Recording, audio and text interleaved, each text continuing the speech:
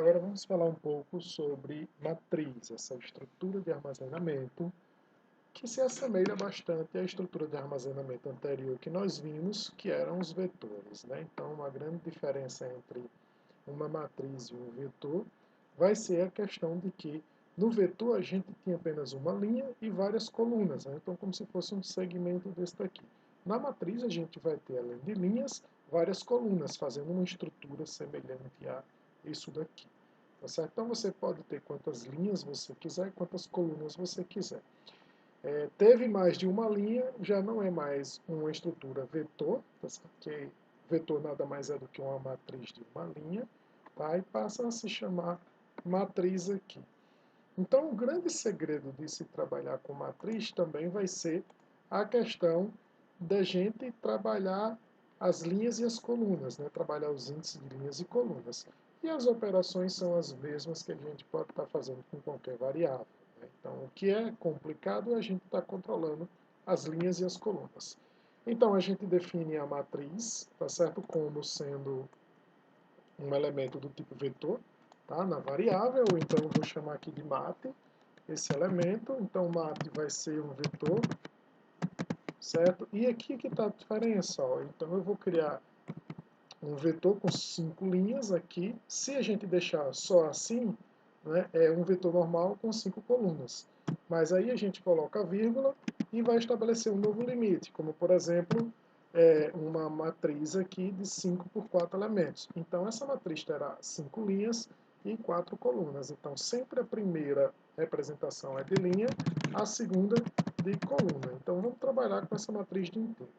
Se eu vou trabalhar dois índices, né, na matriz, eu vou precisar de duas variáveis de controle para esses índices, que eu vou chamar de LC. Tá? Então, LC do tipo aqui inteiro. Eu vou trabalhar nesse primeiro vídeo aqui tudo, né, tudo de forma automática. Tá? Não vou trabalhar o controle de índice manual. Vou fazer isso num outro vídeo para vocês terem uma ideia. Então, vou fazer o preenchimento automático dessa matriz que vai ter 20 elementos, tá certo? Então, é minha entrada automática de dados. E aí, pessoal, eu tenho que criar um laço para controlar a linha, né, que eu vou chamar de L aqui. E os valores é de 1 até 5. E eu preciso controlar a coluna, que vai ser de 1 até 4, que eu vou chamar de C. Então eu trabalho com essas duas estruturas de para aqui, porque eu vou fazer o preenchimento todo automático. Se eu fosse fazer manual, eu teria que trabalhar cada um desses índices aí de forma manual, estabelecendo limites para ele. Eu vou mostrar num próximo vídeo, certo? Então eu vou preencher essa matriz aqui na posição LC, na posição L e C, tá? Na posição LC com o comando rand, né? O comando rand, que aí a gente já viu, né? O comando rand, vou colocar aqui 101 para isso.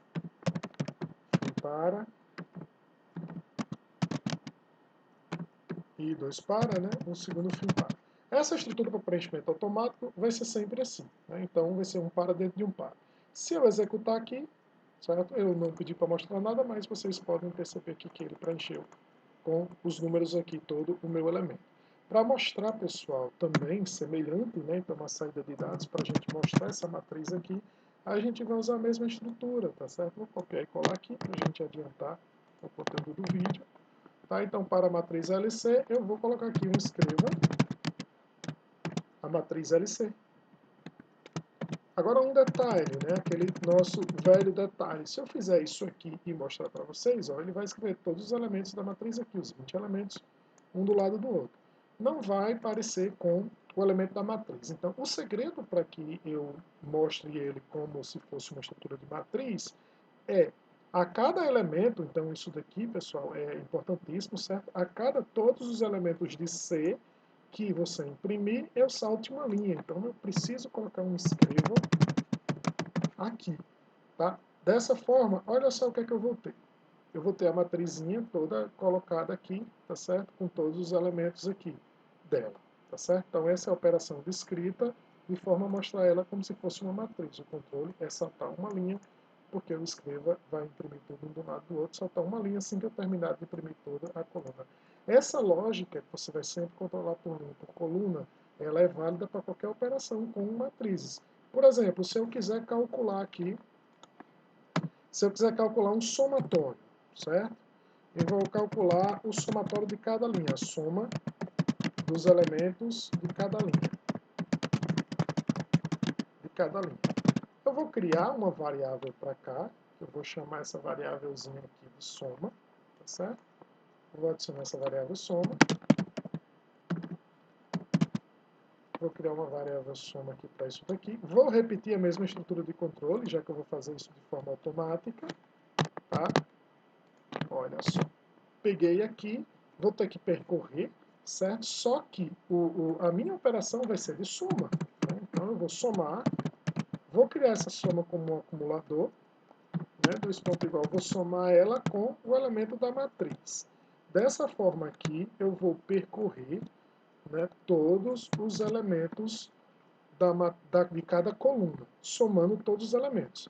Aqui eu posso escrever, no caso L, que seria a linha que eu estou somando, e essa variável soma. Tá? Se eu fizer isso daqui, eu vou estar somando cada linha e mostrando aqui. Só que ele vai ficar acumulando. Né?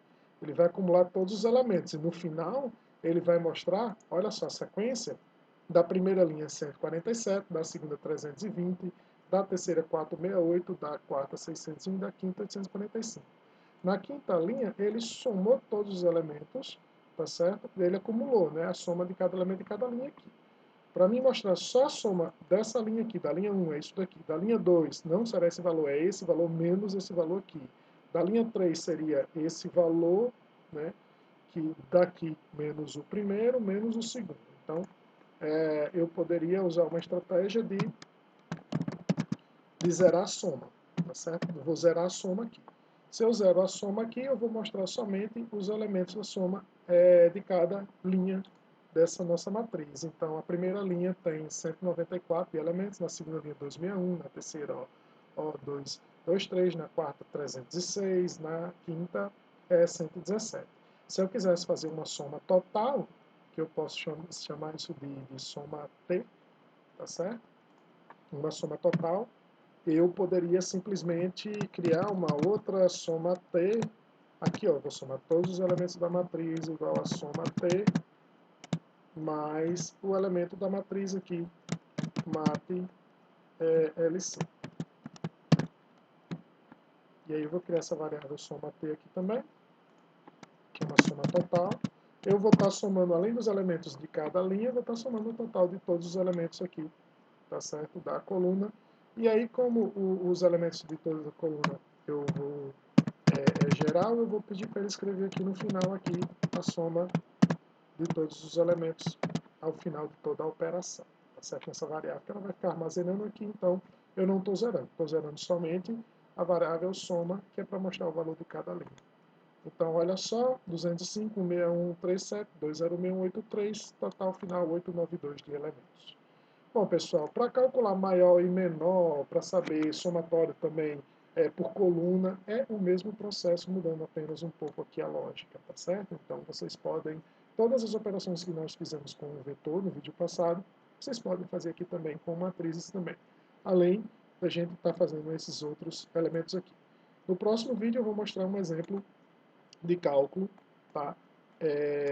De cálculo completo, fazendo manualmente, inserindo um a um ou com alguma condição de inserção que não permite que seja inserido ou preenchido tudo de uma vez só, como é aqui, né? Então eu não vou mais usar o comando para, vou usar um outro comando e vou usar as mesmas variáveis de controle, só que eu vou fazer uma sequência para incremento disso daí, beleza? Então até o próximo vídeo.